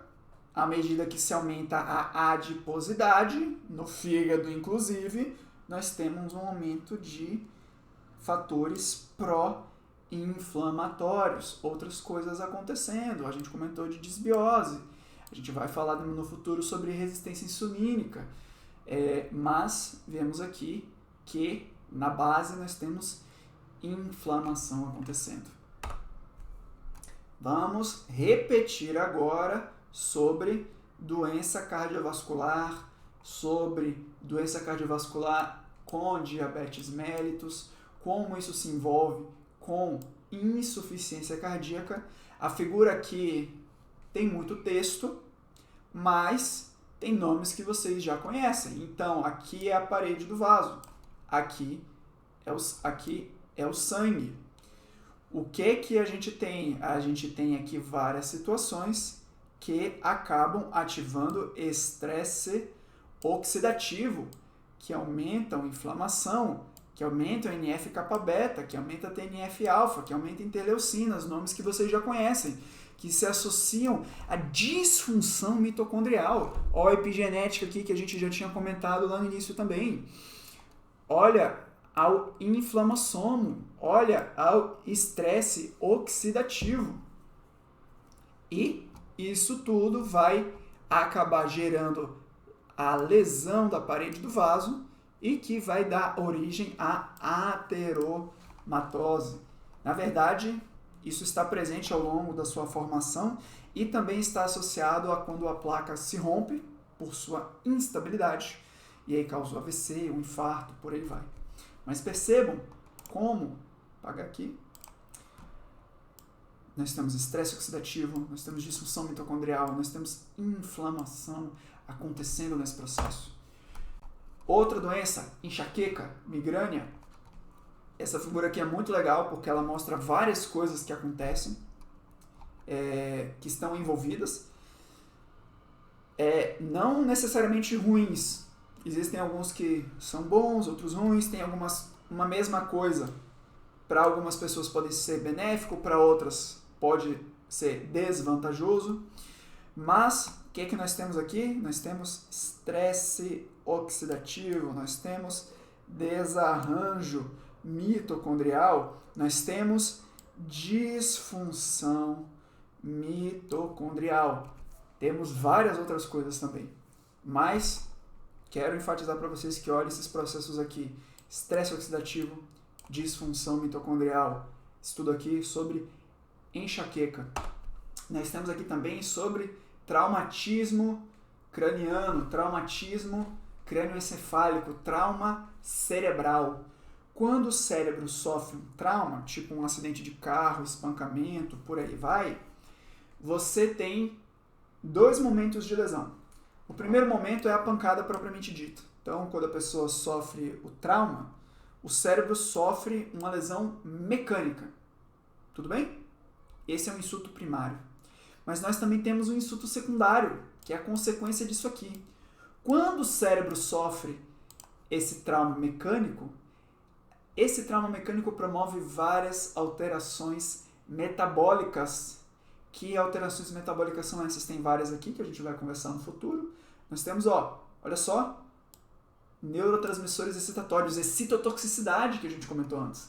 Nós temos alterações do metabolismo da glicose, mas nós temos disfunção mitocondrial. Nós temos uma superprodução de radicais livres. Quando isso tudo vai acontecendo de uma maneira que não é vantajosa, eventualmente a célula vai na apoptose. A apoptose é o processo de morte celular. Nós temos aqui, uma redução na produção de energia, queda de ATP, nós temos um aumento dos radicais livres, nós temos oxidação dos lipídios, só que os lipídios aqui são os lipídios do seu cérebro, os lipídios das paredes, das membranas do seu cérebro. E se as paredes das células do seu cérebro não estão adequadas, o cérebro não funciona adequadamente, não pensa direito e a célula não funciona adequadamente. Nós temos aqui também na depressão. O que é que nós temos aqui na depressão? Nós temos inflamação, nós temos estresse oxidativo, nós temos disfunção mitocondrial, nós temos várias outras coisas também. Olha aqui, nós temos genética e epigenética, a gente tem disbiose, a gente tem alterações de neurotransmissores, a gente tem questões de microbiota, mas nós também temos inflamação com vários nomes aqui que são conhecidos de vocês, interleucina 1, interleucina 6, TNF-alfa, proteína C reativa, NF-kappa-beta, inflamassoma, NLRP3. Nós temos estresse oxidativo. Esse aqui, SOD-CAT, GPX, são aquelas enzimas que nós comentamos de controle do sistema antioxidante, que estão reduzidas. Portanto, os sistemas de proteção antioxidante estão prejudicados na depressão.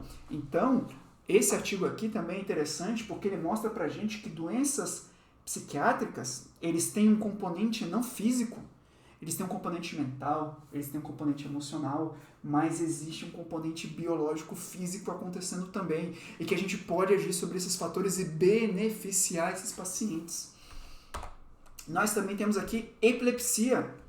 Nós temos aqui uma figura sobre o que está acontecendo no ambiente de um indivíduo que tem epilepsia. Então, por exemplo, quando um indivíduo... Vamos dar um exemplo de uma pessoa que não tem nenhum problema no cérebro, mas aí acontece alguma coisa. Por exemplo, ela tem uma infecção, ela tem uma meningite, ela sofreu um trauma, um acidente de carro, ela teve um AVC. Isso, através de várias vias, promove inflamação. Além disso, isso promove quebra de barreira. Nesse caso, a barreira entre o sangue e o cérebro, BBB, ou em português a barreira hemato vem de sangue, encefálica, barreira sangue-cérebro.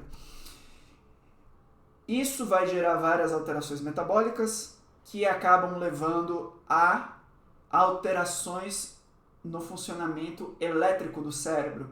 Os neurônios ficam mais excitáveis e aí você tem uma facilidade de causar crises, você tem uma facilidade dessas crises acontecerem espontaneamente, que é a epilepsia.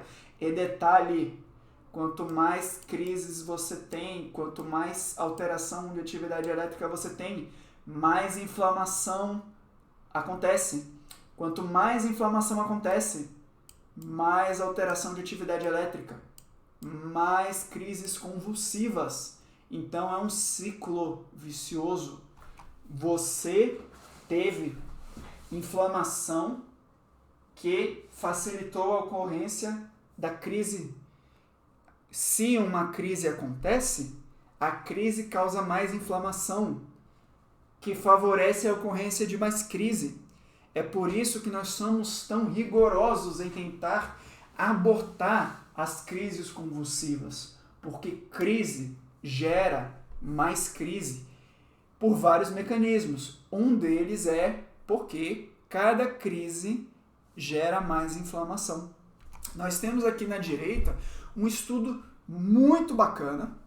Esse estudo aqui fala sobre pacientes que tiveram AVC e esse estudo fala daquela razão neutrófilos linfócitos. Vocês lembram que quando a gente estava comentando sobre os exames de sangue da parte de inflamação, a gente comentou que você pode olhar o seu hemograma, pegar o número de neutrófilos e dividir pelo número de linfócitos? A gente chama isso de razão neutrófilo linfócito.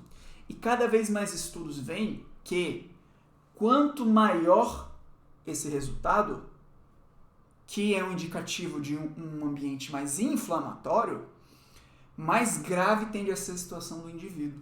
Então, por exemplo, esse estudo aqui foi um estudo que pegou pacientes que tiveram AVC. E aí ele viu que dos pacientes que tiveram AVC, os pacientes que tinham essa razão mais aumentada tinham um risco maior de evoluir com piora. Era um estudo que viu o seguinte, olha, o paciente chegou com AVC. Quanto maior o resultado dessa razão aqui, maior é o risco desse paciente ter uma piora naquelas primeiras horas. Dele evoluir com piora, dele piorar, dele complicar. Maior é o risco dele evoluir mal. E quando essa razão é menor, significando um estado menos inflamatório, a chance desse paciente complicar é menor. Isso aqui é uma imagem desse estudo, que foi uma revisão sistemática com meta-análise, ou seja, esse estudo aqui fez um apanhado do que tem na literatura, pegou todos os estudos que investigaram essa questão, que eles conseguiram encontrar e que se encaixavam em alguns critérios bem rigorosos, processou eles todos e matematicamente chegou à conclusão de que sim, os pacientes com AVC, que na chegada tem um estado inflamatório mais exacerbado, sinalizado por uma razão neutrófilos linfócitos aumentada, tem um risco maior de evoluir com complicações no curto prazo, evoluir com piora da parte neurológica.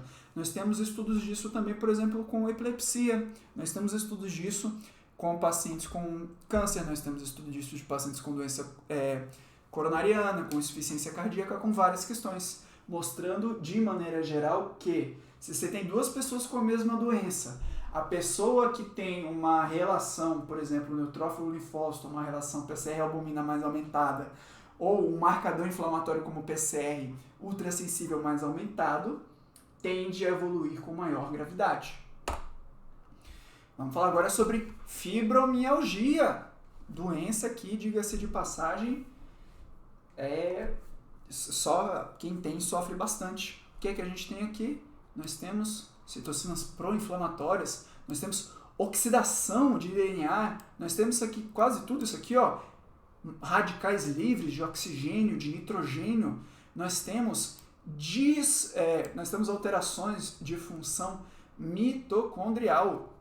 Nós temos, aqui está difícil de ver porque a figura está preta, mas nós temos aqui, ó, perda de vários mecanismos de controle, vários mecanismos antioxidantes, ou seja, nós temos aumento dos radicais livres e nós temos uma falência dos mecanismos antioxidantes acontecendo na fibromialgia, junto com um ambiente mais inflamatório. Nós também temos alguns estudos muito encorajadores com tratamentos, metodologias direcionados para esses mecanismos em pacientes com fibromialgia, com respostas encorajadoras.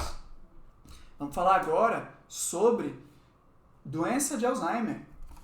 Olha o que a gente tem aqui na doença de Alzheimer, ó. Estresse oxidativo, radical livre. E não só isso, nós temos inflamação, alterações metabólicas epigenéticas, nós temos excitotoxicidade, lembra que a gente falou de alteração de cálcio, lembra que a gente falou de alteração de DNA, lembra que a gente falou de oxidação lipídica, oxidação de proteínas, nós temos perda de dinâmica e função mitocondrial, nós temos perda da produção de energia, lembra que eu falei que o cérebro de quem está passando por essas doenças não produz energia adequadamente, quando a sua célula não produz adequadamente e essa célula, no seu caso, é o seu neurônio, nós temos aqui perda de função cerebral. O que é perda de função cerebral? É fadiga, é alteração de memória, é alteração neuropsiquiátrica e vários mecanismos, percebam, perda de função mitocondrial mais radical livre, alteração de metabolismo da célula levando a mais radical livre. Nós temos alteração de excitotoxicidade levando a mais radical livre, dano do DNA levando a mais radical livre, inflamação levando a mais radical livre, alteração genética também contribuindo para esse ciclo. Tudo isso se reforça. Nós temos essa figura aqui do lado que mostra também, ó, doença de Alzheimer, disfunção mitocondrial, estresse oxidativo, aumento de espécies reativas de oxigênio, tudo isso colaborando para os mecanismos que vão gerar a doença de Alzheimer.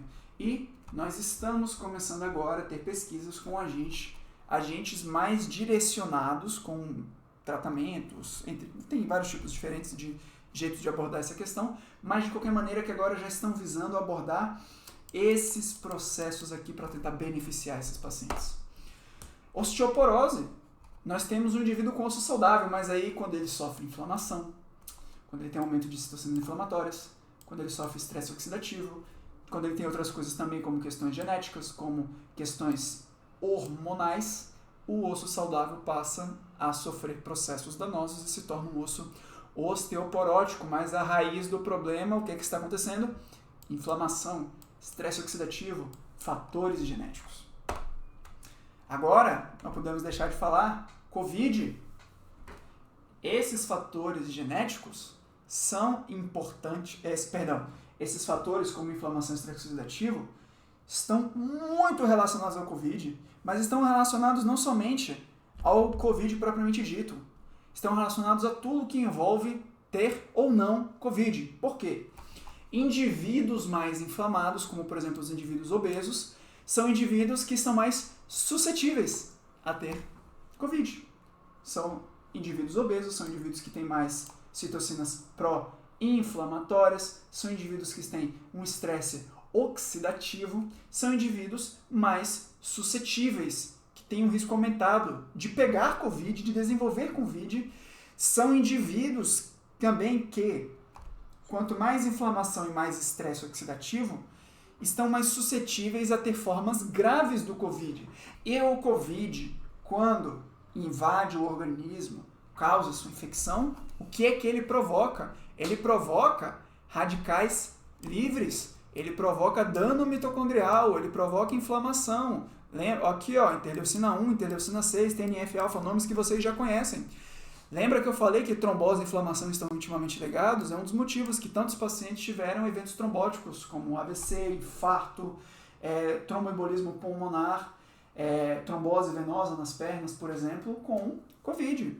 Uma doença extremamente inflamatória. É por isso que o dímero D também foi um exame que ficou tão famoso na época do COVID, porque inflamação e os fatores associados à coagulação, que o dímero D é um deles, estão muito relacionados à ocorrência da inflamação. Mas, além disso, inflamação e estresse oxidativo, eles não só aumentam o risco de você pegar COVID, eles não só são causados pelo COVID quando eles invadem seu corpo, eles não só aumentam a chance de você pegando COVID desenvolver complicações graves, eles também estão presentes nas complicações pós-COVID. O famoso síndrome pós-Covid, Covid longa. Muita gente que teve Covid viu que depois do Covid o corpo não voltou ao normal.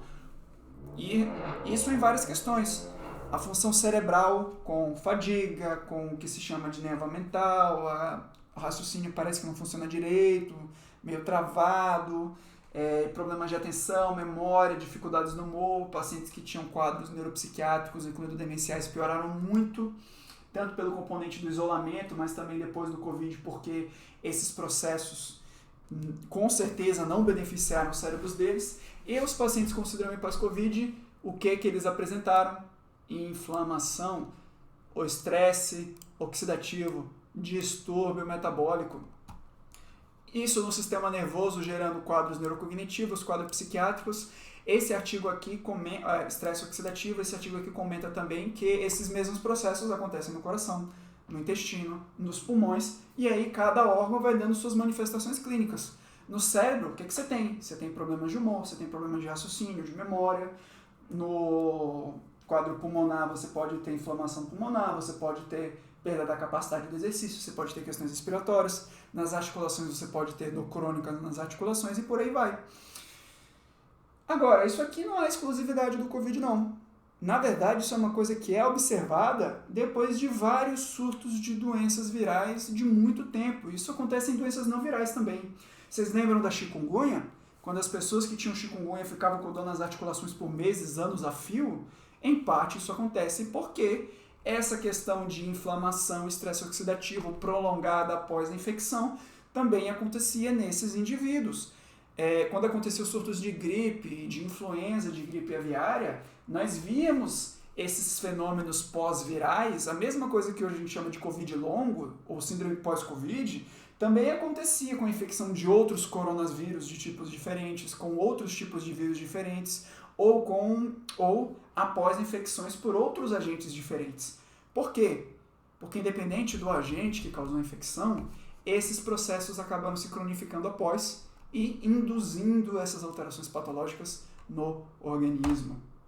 E nós temos aqui também a apneia do sono. A apneia do sono causando inflamação, estresse oxidativo, causando disfunção mitocondrial e gerando neuroinflamação, gerando alteração vascular cerebral, quebra ou disfunção de barreira, perda de função das conexões cerebrais, gerando quadros neuropsiquiátricos, favorecendo o quadro demencial, favorecendo doença cardiovascular, AVC, pré-AVC, que é o AIT, arritmia cardíaca, infarto, insuficiência cardíaca, favorecendo também, como a gente vê essa figura aqui da direita, a ocorrência de hipertensão. Então nós temos aqui, a apneia do sono gerando estresse oxidativo. E o que é que o estresse oxidativo faz? Através de seus vários mecanismos, ele acaba fortalecendo mecanismos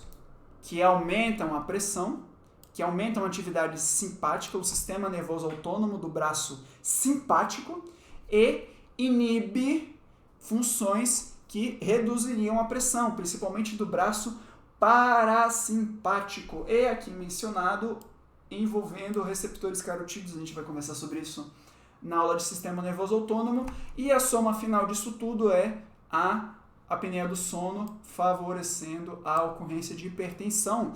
Então, pacientes que têm hipertensão de difícil controle obrigatoriamente têm que pesquisar hipertensão. Na verdade, o ideal seria pesquisar a apneia do sono. Na verdade, o ideal seria pesquisar para todo mundo que tem hipertensão. A gente, na verdade, tem que ficar atento a possíveis sinais da ocorrência de apneia do sono em qualquer pessoa. Por quê? Porque os fatores de risco para a apneia do sono são coisas que são muito comuns. A apneia do sono é uma doença muito comum e subdiagnosticada. E a apneia do sono é fator de risco para demência, para AVC, para infarto, para insuficiência cardíaca. Então, nós temos que ficar atentos. Muito bem, vamos resumir então essa parte aqui. Hoje nós focamos em inflamação crônica de baixo grau, estresse oxidativo energético, inflexibilidade metabólica e perda de função mitocondrial. Se esses processos estão confusos para vocês, voltem lá naquela parte da aula onde eu fiz a diferenciação dos conceitos. Lembrando, esses processos estão conectados e se reforçam, e além disso esses processos se conectam a outros processos fisiopatológicos que também acontecem nas doenças. E boa parte dos outros processos levam a esses dois processos aqui. E esses dois processos aqui facilitam a ocorrência dos outros. Ou seja, isso aqui é um cenário comum na maioria das doenças agudas e crônicas. e é importante ficarmos atentos, monitorarmos e atuarmos sobre eles. Isso nos leva ao que será a parte 3 da nossa aula. Como nós vamos usar todos esses conhecimentos que a gente viu na parte 1, na parte 2 agora, e aplicar isso na prática para cuidados com a saúde, para o tratamento das pessoas. Eu espero que tenha sido proveitoso para vocês e tudo de bom.